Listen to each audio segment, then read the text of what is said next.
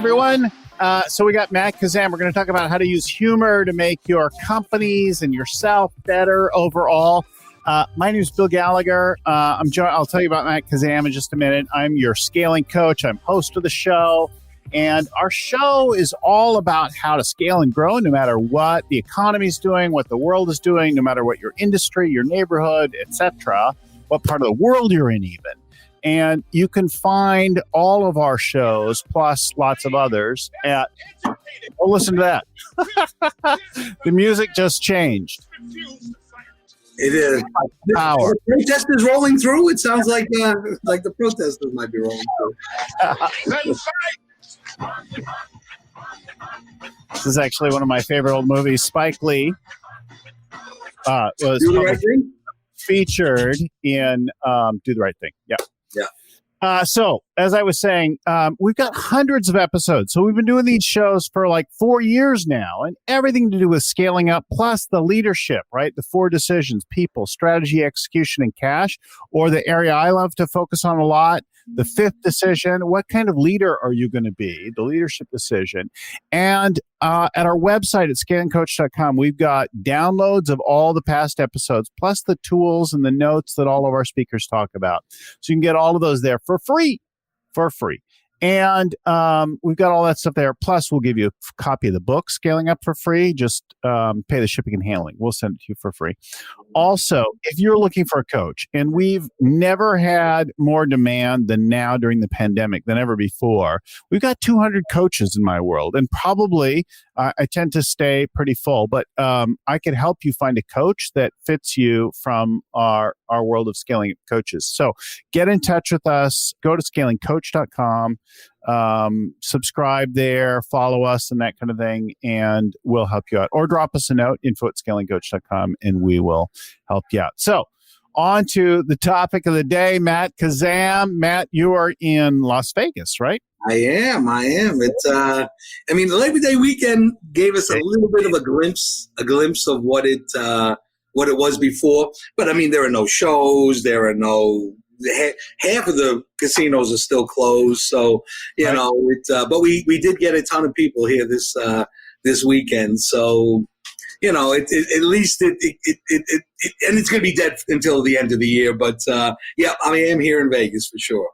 So, guys, Matt's a humor scientist. He's a headliner comedian from Vegas. He's got decades of experience in the world of comedy, but also in corporate training. He's done work worldwide, both in the entertainment side of comedy, but then also the corporate training side of it. And for the last 15 years, he's been a guest lecturer, a speaker, a workshop leader at the Smithsonian and in other places, the creator of the Stand Up and Public Speaking program. He's coached CEOs and entrepreneurs, people like Kevin Harrington and Joe Polish.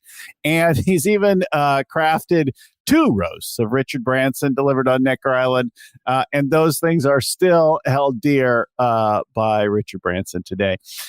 I met Matt Kazam through a mutual friend, and I did the stand-up challenge, and Matt coached me to develop a stand-up routine and then deliver it at a top comedy club in New York City to a crowd of indifferent and cruel.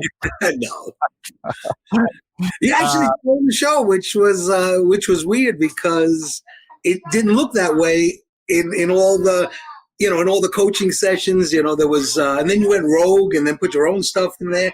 But really, whether I'm coaching speakers or leaders or CEOs who want to be comedians, it really is just about teaching the highly intelligent with an aptitude for learning the science of humor that lives inside of all of us. So what you did is exactly what I wanted to do. So now some people are too afraid. They want to, go to stage with my words.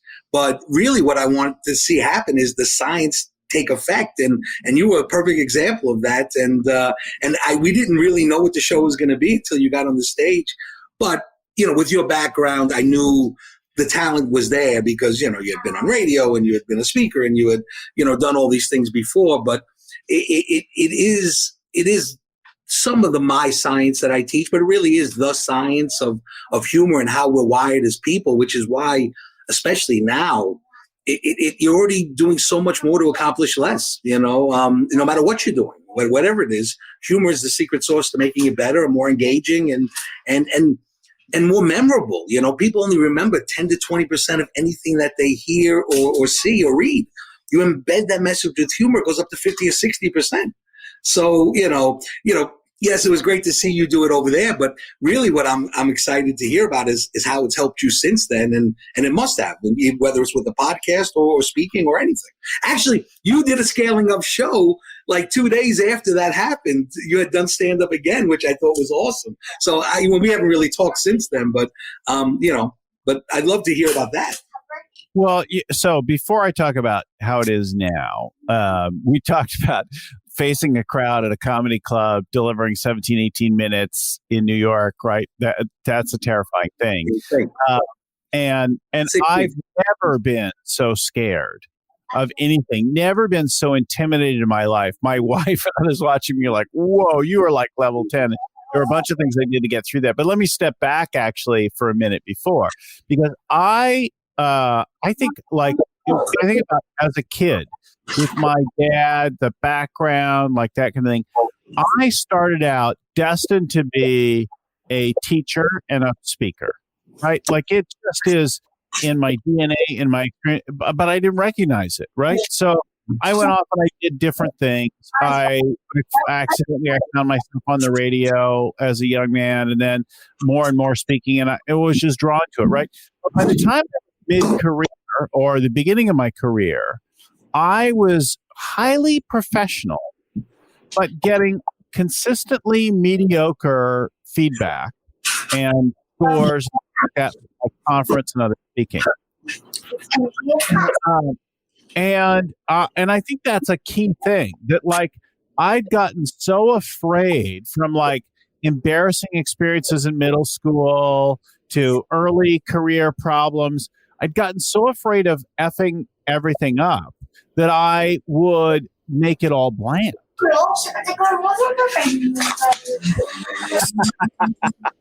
I hear your daughter. You're not the only one right now whose kids and homeschooling is like everybody wanted to work from home, but in our home working remote fantasies, the kids were at school. Yeah. And, now we're 6 months into this, and I'm like, let's take our chances with the virus, but she's. I don't even, It's just not appropriate to use a ball gag or a muzzle with the kids. Not anymore. It's a new world. There was a time. Listen, we're both, of a certain age where, like I go. It was different parenting back then. Like my mother had a pool cue. We didn't even have a pool table. She just kept it around in case we didn't listen. So, but now it's her world and we're just living in it. So, but and I always say I'm 52 with a 5-year-old because I'm a genius. So Tulip, please. Thank you. So, but she's a good kid, and it is a family business. My business. We're developing some programs for children to raise emotional intelligence with humor, and Tulip is gonna, hopefully be out there, running that program to 8-year-olds, in a couple of years. So right now we're training that. So, since we can hear her, why don't you bring her on camera for a minute and let her? Come here. Yes. Me. Here she is. I'll bring this to the desk now. Come on. Say hello to everybody. You're live with the world. Say hi. Hi. Ah, good for you. Hi, Tulip. Tell them. Is making people laugh great? Is making people laugh great? Do you love it? No, I don't want you to say it. I was asking you a question. Oh, do you love to make people laugh? Yeah. Yes? Okay, tell them a shark joke. Why did the shark eat the light bulb? Why did the shark eat the light bulb? The light bulb. The light bulb. I don't know, Tulip. Why, Tulip? Because it wants to be in his mouth and it was afraid of nerves. Okay. So now, can you be quiet over there? We got to help all these people be funnier. It's one big punchline here. It's so. But it's funny. She has changed my act. Ever since she came along. Late in life. I'm working on a new show called Old New Dad, and about being 52 with a 6-year-old. Because like I tell her all the time, she is so lucky to be quarantined in 2020 than in 1973 when I was 6 years old. Right. Right, all of us, right? I mean, 3 stations on TV. She can watch every cat video, every TV, every movie. But when 1973, 3 stations on TV. And to anyone who's young, I know you got some young listeners. I don't mean at once. I mean all the heck we had. And then even worse, I know you remember, TV used to end at midnight. Just all of a sudden at midnight, they didn't even explain it to you. They would just go read a book, in the home of the brave. Ooh. Yeah, that was it. So bars and tone. I remember having a very strong preference for one grandparent's house versus the other grandparent's house for one big reason. Now, there turned out there are a lot of other reasons, but the reason at the time as a kid that I focused a lot on is one grandparent's house was in LA and there were lots of TV choices. And the other was in Las Vegas where there were like 2. Yeah. And when I would go visit the grandparents in Las Vegas, now they had a cool pool in Las Vegas with a picnic table, umbrella in the water. So you could sit and eat your lunch in the water. Nice. It was amazing. But the one had only one channel with any kid shows on it in Vegas at the time because there was like nothing, right? Sure. And the Vegas kid show had stuff like Captain Kangaroo. I fucking hated Captain Kangaroo. I know that's not like the PC thing to say, but I just thought he was the most boring thing in the world. And I also, although I've come to love and appreciate him today, right? Mr. Rogers also just dreadful, right? But I was a little bit of a kid beyond that age. Yeah. Was most appropriate for it. And there's not enough. Well, today, right, there's the iPad, there's the computer, there's the YouTube, there's like whatever. There's a million sources of things. Yeah. It's more about managing that. Yeah. No, and the great thing is with all the things that she has right now, she just finished painting and, now she's literally doing some actual playing with toys, not no device, there's no batteries, just sitting there creating her own things. So, I think that part of it, but only because I was 52, 50 years old and had a kid. Right. I have a frame of reference of what life used to be like. But, if you're a 30-year-old, you're going to raise them with all the technology because you never lived in a world without it. So, You know what? It's funny because we have many parents and folks have like, oh, let's limit screen time. But I tell you, both my kids are pretty accomplished already and well beyond where I was in their early 20s. So both my kids are in their early 20s. And they're already beyond where I was at a comparable time. And they're both highly tied to things online, technology, media, computers, that kind of thing. And because of that exposure. Now, I remember we gave our son a laptop early on. He was the older one, so he got his before she did. So we give him the laptop and we put in all the parental controls. We locked the whole thing down using that stuff, right?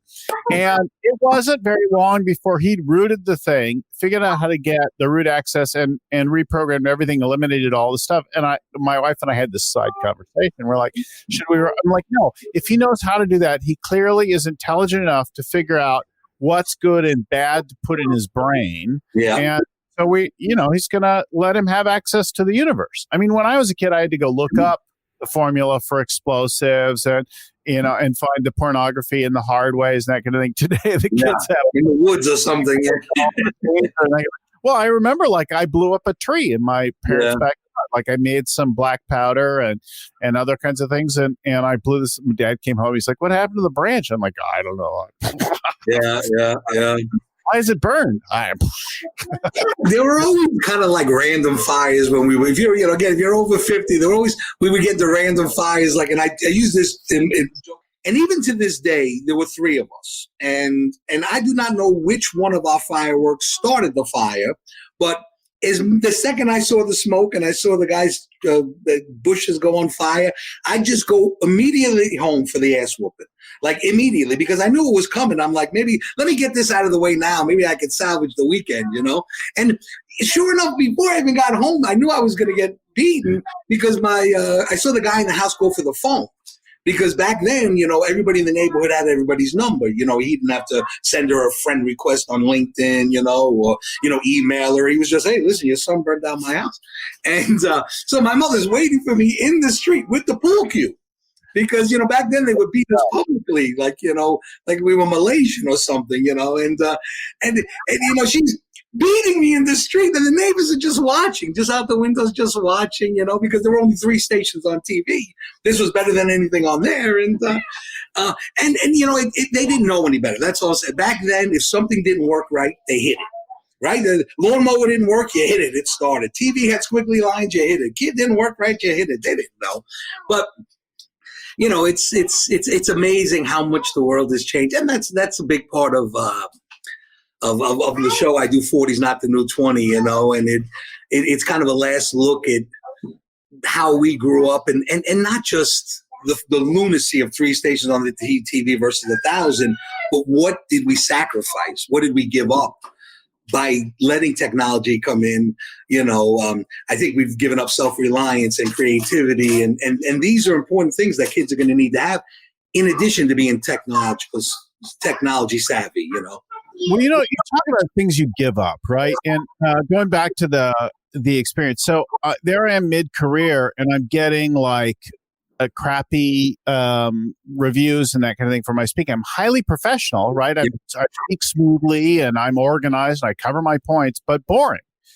And like fitting the persona, not surprising. Yeah. Right? Straight white guy with a business background. And so you expect me to be a little bit boring, and I delivered on by focusing on not embarrassing myself. And I think about like the time in the first year in high school when I didn't know the answer to something and I had a whole anxiety attack, right?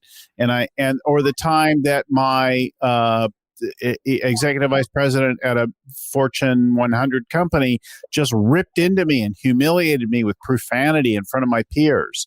And I was like so determined not to fuck up that I became so safe, so boring.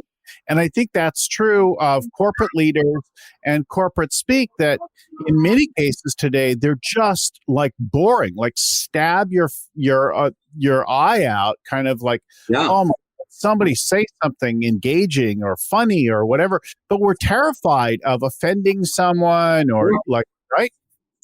Yeah. And that's a big part. I teach humor in 2020, which is infinitely different than it was in 2010 or even 2005.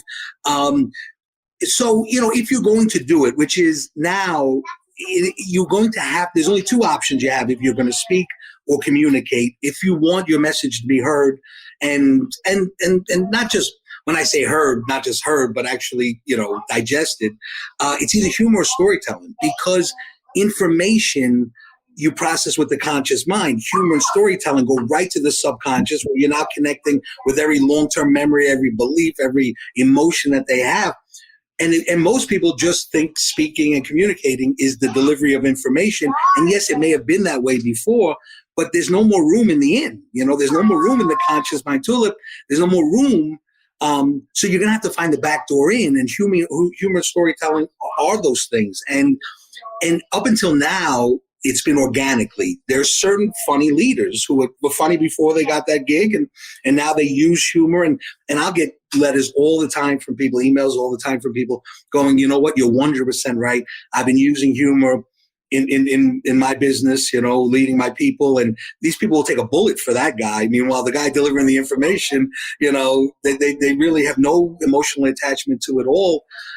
So that's kind of what I do. Even in the stand-up challenges, because I hope that they will take this skill and not just be organically funny, but strategically funny, being able to go in there and go, I'm going to use humor and story to make this content better and accomplish all the things I want to accomplish, which they say it takes 17 interactions to gain someone's trust, or you make them laugh once. Which one do you want to do? All the things we're looking to be more authentic. Hey, you're on stage doing stand-up. There's nowhere to hide. You have to be present and in the moment in a way that there's nothing else out there. And that's what it was, is taking you so far out of your comfort zone that you had to grow. And that's, and then once you have that new understanding and be able to go, listen, I'm going to probably suck anyway, and the great thing about humor, because it's based in empathy, you get credit for the attempt. Because in order for me to make you laugh, and I think we think about humor as the art form, and Tulip, please, we use humor as the art form, and that's fine. But, in the art form, it's kind of what I think is funny, and I'm just going to do it, and then the audience will come to me.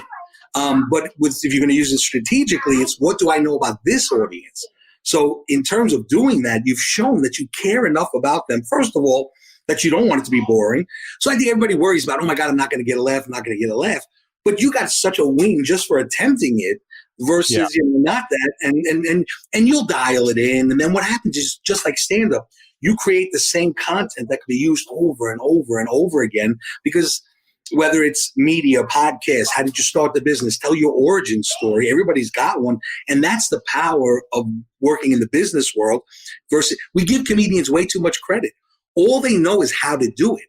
The real fuel for comedy lives inside of you with these depths of life. That's why comedians talk about airlines. We talk about airlines and Chipotle because that's all they do. How many times you get talk about masturbating at a Ramada Inn? That's all they got. You have these amazing stories. They're just too long and you don't know how to tell them. But, that's where I come in. And you did help with that. Well, think about that. I'm a business guy, right? A white, straight. The white's implied. We can see the white. We can see North America. But then in writing the set, I put in gender, race, sex, money, religion.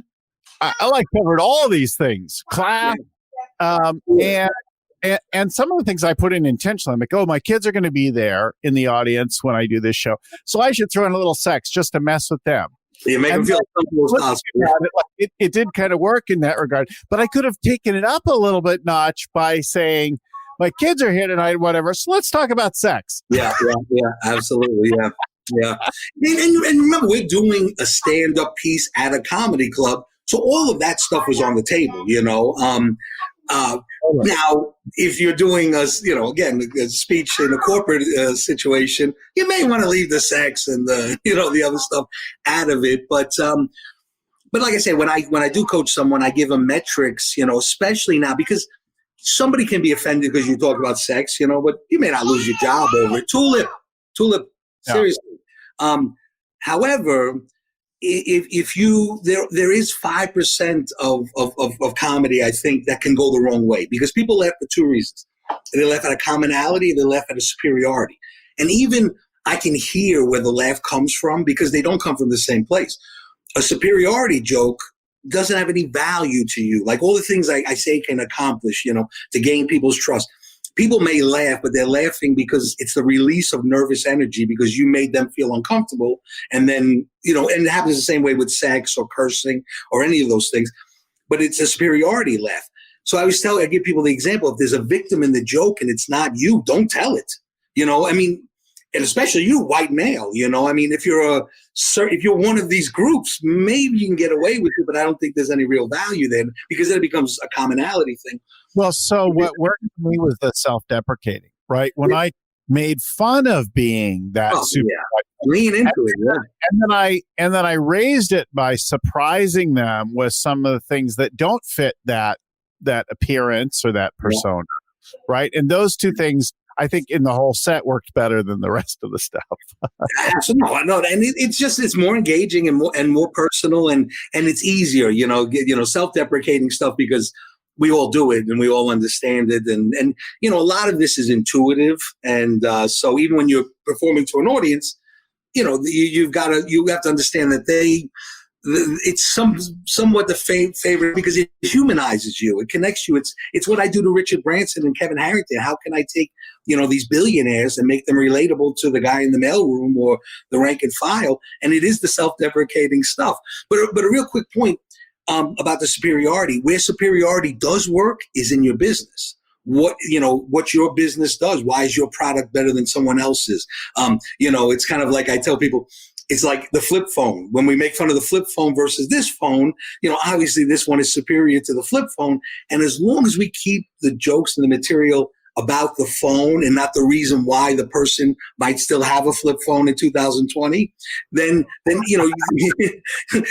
it doesn't come off as mean, But there could be a horrible reason why somebody still has a flip phone in 2020. But as long as you keep it about the products and not about the people, the superiority will get away from there. But the real meat of comedy is what we have in common, especially now with Corona and everything that's going on in the world. I mean, humor is the way to get past this. I mean, we only have two natural emotions: anger and humor.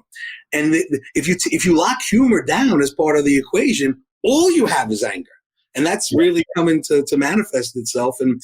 And why I it's my passion to bring it back to the workplace.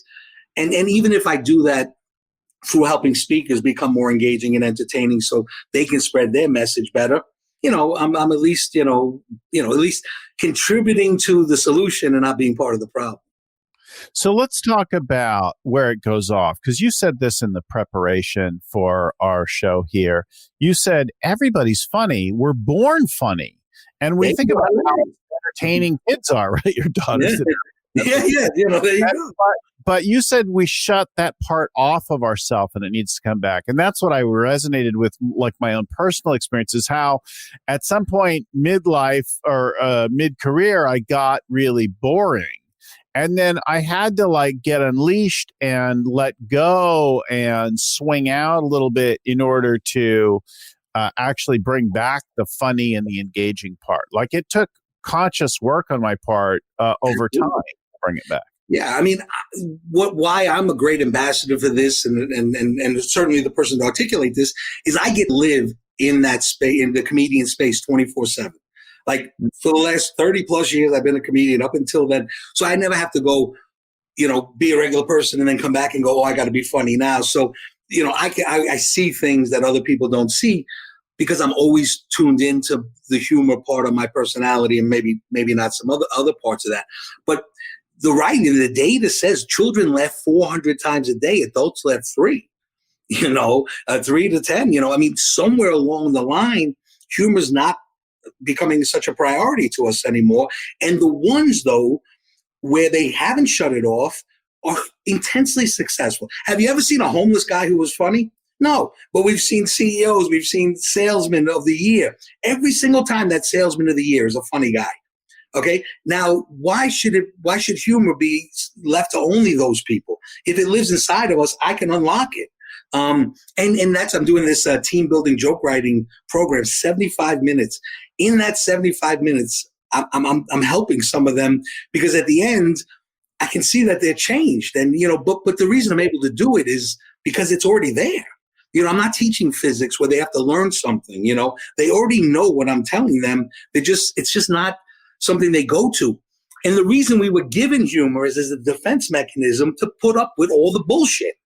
So if you don't allow yourself to look at the light side of situations and look for the funny and always think about how maybe it could be worse. I mean, I don't have a bad day. I've never gotten a speeding ticket. I really haven't, because I'm able to take that negative situation and turn it into a positive.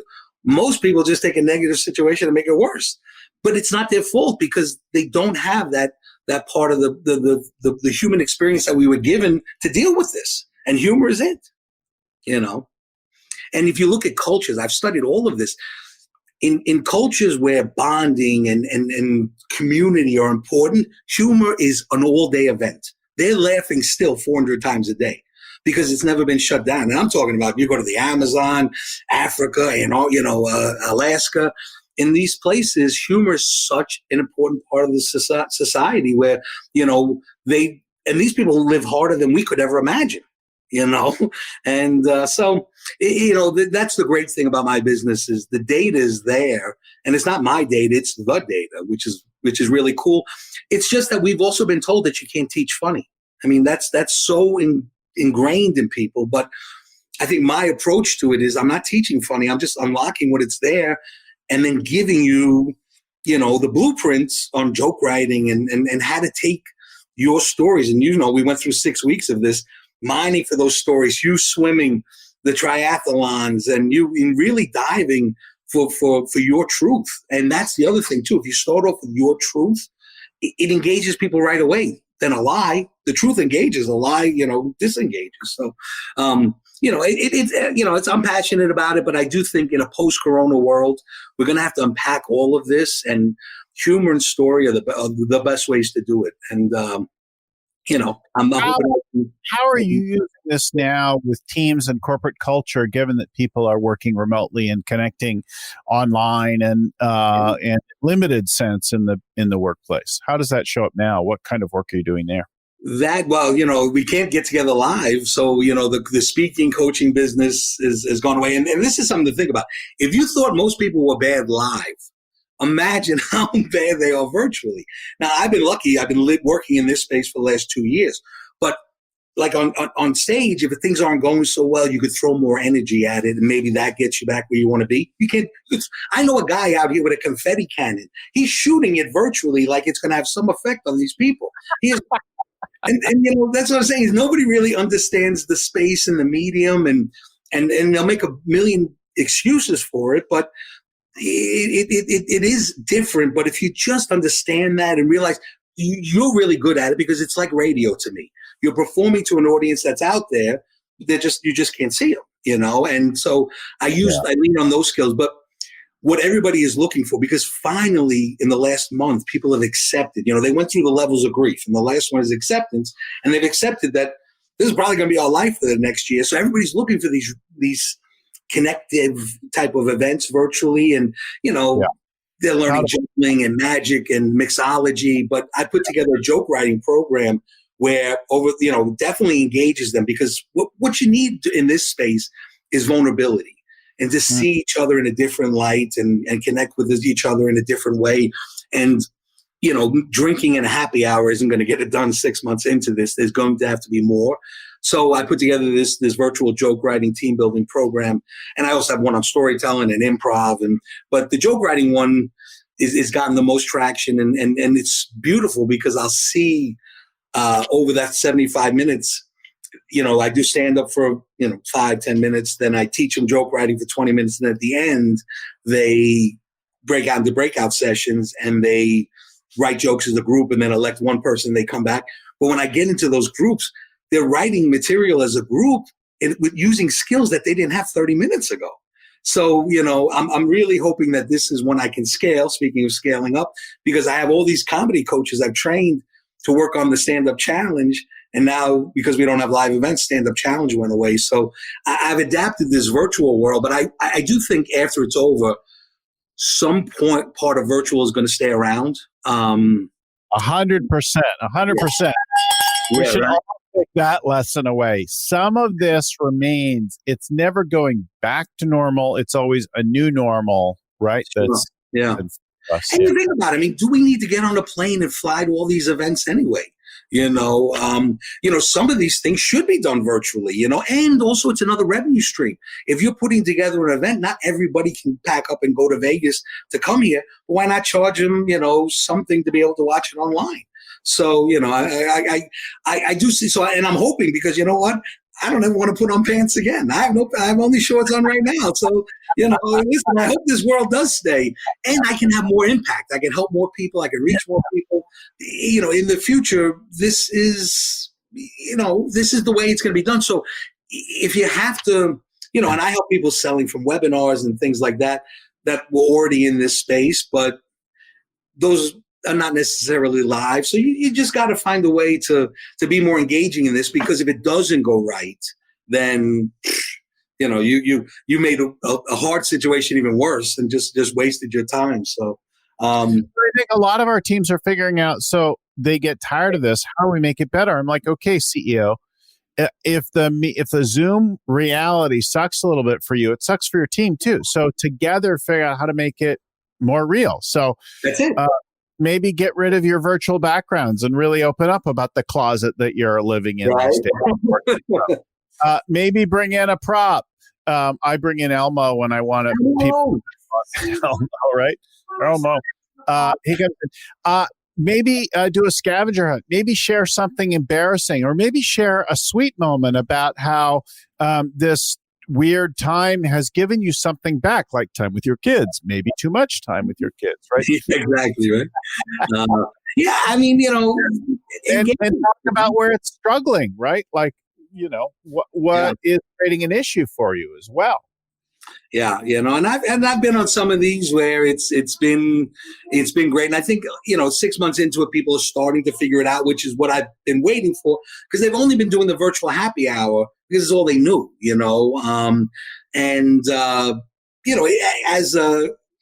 what I do think, them being able to break out into groups and come together on some plan, is why the joke writing one works really, really well, and. But I'm booking everything from virtual Christmas parties now to the sales teams have it depends. If it's a small group, I did a show for 1,200 people for a company. I could see 10 of them doing stand up virtually. I have 10 people in the room, and then 1,190 behind them that I can't see.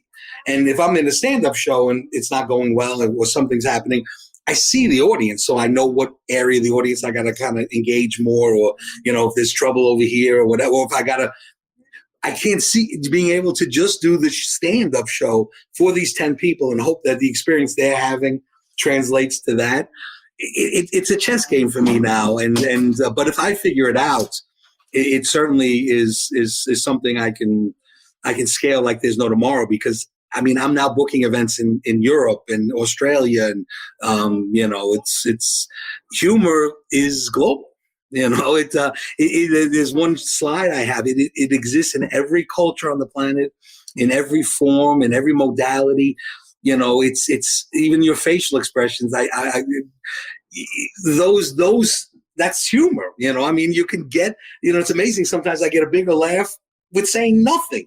Than I would if I would have just said something, but just by giving the audience a look and holding them there, and I think the totality of the science I teach, because a lot of people say you can't teach timing, but the problem is most people write humor to be read versus to be said. So when they're creating content, they write in the paragraph form.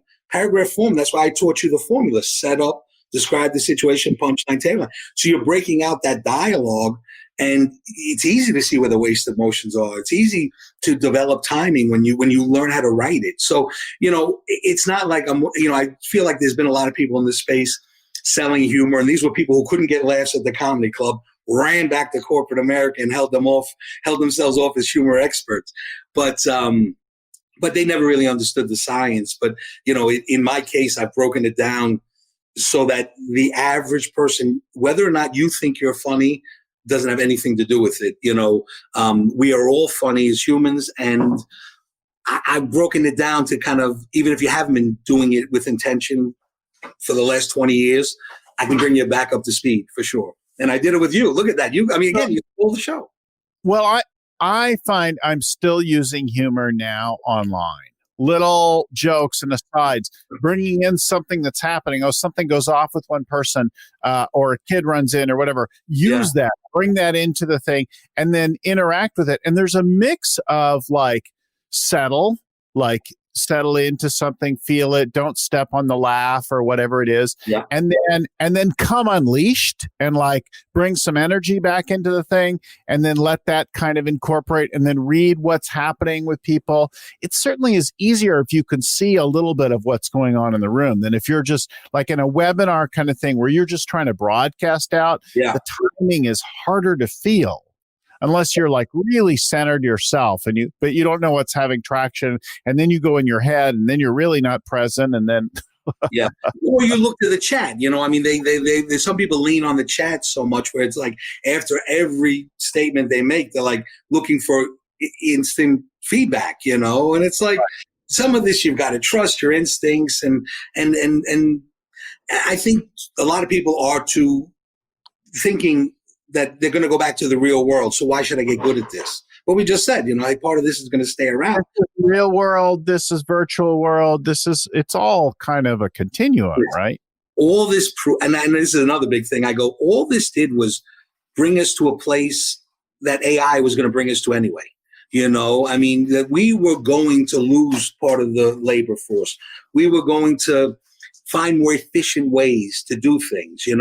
Email is going to be replaced by video mail. I mean, so you're going to have to be better virtually. If you don't think that, then you're going to be out of a job. You're going to be 1/3 of the economy taking Andrew Yang's trying to live on $12,000 a year because you are no longer employable.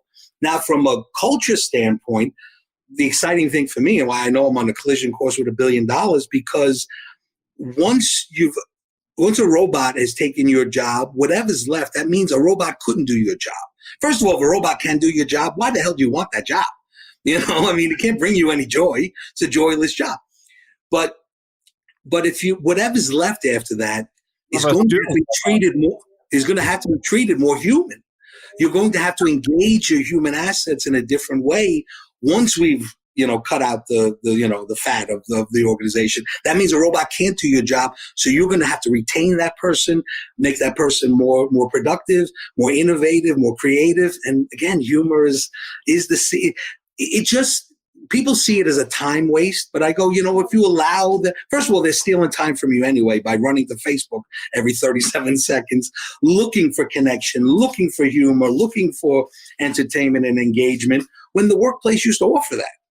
People used to have the water cooler. If you felt that same way, you got up, you went to the water cooler, and you accomplished it. I want to bring back, and even virtually bring back, the virtual water cooler, because the benefits are huge. And now I'm getting contacted amazingly from wellness departments because the data on humor and mental health and employee wellness, laughing lowers your blood pressure because we're at our safest when we're laughing.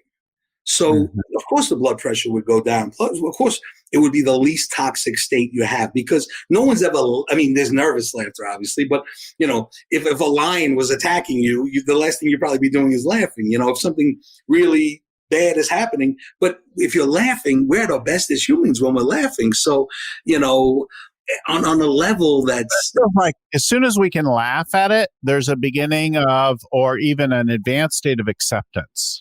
Oh, yeah. You've taken the power away from it. You've taken the fear out of the equation. You no longer have to be a victim to circumstance. You have control. And that's what I'm really trying to teach people. The business was what it was, but great businesses grew out of adversity. My business, which was about to be, I was scaling it to over a 7-figure business, with no live events. Nobody wants to do stand-up virtually. It was about going to Broadway, going to Vegas, standing on the same stage that Seinfeld stood and Chris Rock stood, not that long ago. So you take that out and you're like, hey, I can do a virtual comedy show. Not really the same thing for the newbies. But They Laugh You Win was always about bringing humor back to the workplace because like you, I did radio for so many years and I realized, it's the most depressing part of people's day is going to work. And why does it have to be? It really doesn't. So, and it wasn't a conversation people wanted to have 5-10 years ago. And now they're coming to me, again, from the wellness departments, which is the smallest bucket in the joint, but that's okay. The fact that they want to have the conversation is really exciting to me now. So let's talk, actually, before we talk about the Houston Texans. Oh, yeah. Some of the programs and stuff like that. I just want to remind folks, if our show is helpful to you, share it with somebody else, pass it along to somebody. Of course, it's always nice if you like it, and it's nice if you subscribe, especially for you, because you'll get our shows every week. So we do at least one new show every week. We're starting actually to add more shows in now, and you can get all that. If you want to drop us a line, give us some feedback. Tell us that show sucked, or I want more of this or less of that. Send an email to info@scalingcoach.com. And before I forget and we get into your story and some of the things you've got, I want to give special thanks to Vern Harnish, author and creator of the Scaling Up Framework. And to Lucy Summers, who produces our show. The audio is edited by Albert Burge at Podfly Productions, and our show notes are written and compiled by Ein Codina and then proofread by Tim McGowan. So talk to us about tell us the Houston Texans. It's a great story. And by the way, Vern is doing the stand-up challenge. He signed up ahead of time before Corona. And, John Ratliff got him all excited about it. So, one of my first shows back, I'm hoping Vern will be on that show.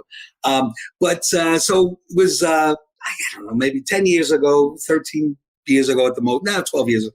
I'm working in Houston. And I have a buddy at the NFL Players Association. If I'm ever in a town and there's a game, I can call him. He calls the people over there and gets me some tickets, and I go to the game. So it was New Year's Eve day. I had a show that night, and it was the last game of the season, Fan Appreciation Day. So we show up to the stadium, and the guy goes, "Hey, it's the last game of the year. We're going to give away prizes at every timeout. Would you sit in the owner's box and just pull out a number and then make a joke and give away a TV or a motorcycle or whatever they were giving away?" And I said, "Sure." And he goes, "Oh, and by the way, at halftime, we're going to give away a car. Can you go to the 50-yard line and there'll be 5 keys and you'll start the car and then you'll give away a car? And can you do 5 minutes of stand-up before you give away the car?" And again, that's where I've been in my career, is I'm too stupid to say no. Because I know I'm going to learn something from every experience. So why say no? But, hey, listen, 72,000 people. This is not my norm. That night I was going to perform in front of 300.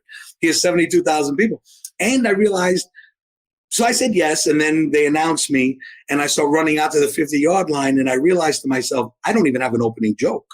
Literally, I'm at the 10. I'm like, oh, shit. Like in the comedy club, my opening joke, we're in this stadium. I get to the 20, I get to the 30, and then it hits me that it's taken me a really long time to run 50 yards. On TV, this looks much easier. And then I realized, bam, I had my opening joke that it was going to be about that and how weird the situation was. And that's what I say. Every speaking gig, you have opportunity, and everyone is so limits themselves to the script instead of looking for the opportunities that are there every single day. Yeah. And it's what I call crowd fusing, where, because the hit rate, the engagement rate on that is 100% because they can all relate to it. Whereas your story about, going to Bali, is maybe relatable to 30% of the people, but every time you go in there, there's something that's going to happen. And when we do it in New York, I talk about it. Everybody's in Times Square, they've got to walk up the street past the naked cowboy. The ball drops, 2 blocks from where we're doing. Hamilton is playing across the street. If you can't find a way to make this speaking engagement unique, you're not looking for it. So I didn't really do much material. I just kind of made fun of the whole situation and the 50 yards and how out of shape I was and how I didn't win the genetic lottery. And before you knew it, I gave away a car and I learned something pretty powerful, which is, it's really hard to make people laugh that are like behind you, way up in the cheap seats. But one thing about making that many people laugh is you don't hear individual laughter. You just hear the volume of the planet rise, and you're the one who did it. So up until then, I hadn't done a show. I did a show for 35,000 people, and that was amazing. But this was another one. And I also done 3 prisons, which were much scarier than either of those gigs for sure. But you know what? This is this has been more frightening than the 72,000 people trying to do a podcast with a wonderful 6-year-old. So, some things to share with our listeners. So, Matt's doing programs for groups, for companies, on culture, on stand-up, on speaking. He's got a range of things. You're going to find all that stuff at theylaughYouWin.com, right? TheylaughYouWin.com, right? And what's the virtual programs are just theylaughYouWin/virtual. Or you can find me on LinkedIn. Happy to answer any questions. And or just nerd out about comedy. I remember some of our calls, and I told Lucy this too. I go, the thing about Bill is he looks like a guy that doesn't have, who isn't you, we made some funny stuff about that, is that, once we're getting in there, we're talking about, being in Monaco and traveling the world and being a DJ and running these businesses and doing 27, was it 27 triathlons? 45. 45. See, I'm only half there. I almost, you look like the guy who was like the lawyer for the triathlon event. Like you would be sitting there with a press pass or something. But It's amazing. It's swam the channel from Alcatraz to San Francisco. I mean, you're an interesting guy. So some of our time was just that, it was just talking. And I miss that. I tell you, I do miss that part of the process, because I got to the most highly successful people on the planet to get them to be so vulnerable and open up about everything was the best part of that job. And then watching you take it to the stage, I don't care. I've done over 6,500 shows. It's not like any audience is going to be like, oh my God, that's what I was missing. I needed that show. But every single time my students perform, it's a new experience for me, and was super cool. And the same thing with my coaching people when they. And in that one, in the stand-up comedy show, the metric maybe is laughter. In my coaching business, it's conversions. So being able to take what they're doing and double their conversions, oh my gosh, that's, not just from the money standpoint, but that means the science is right. And that means I can help a ton more people, because science can be replicated and duplicated. It isn't, you were great because you have some other skill sets, but you would agree that the science that I taught you, you can work at wherever you're at. You can raise the bar from absolutely. there. That's Matt Kazam, everyone. IfYouWin.com. Go elevate your game. Make your meetings. Make your company more fun, more funnier. Just raise your game. This is a best time to reinvent yourself and to up it all. So thanks everyone. Thanks everyone for listening. We'll keep scaling up.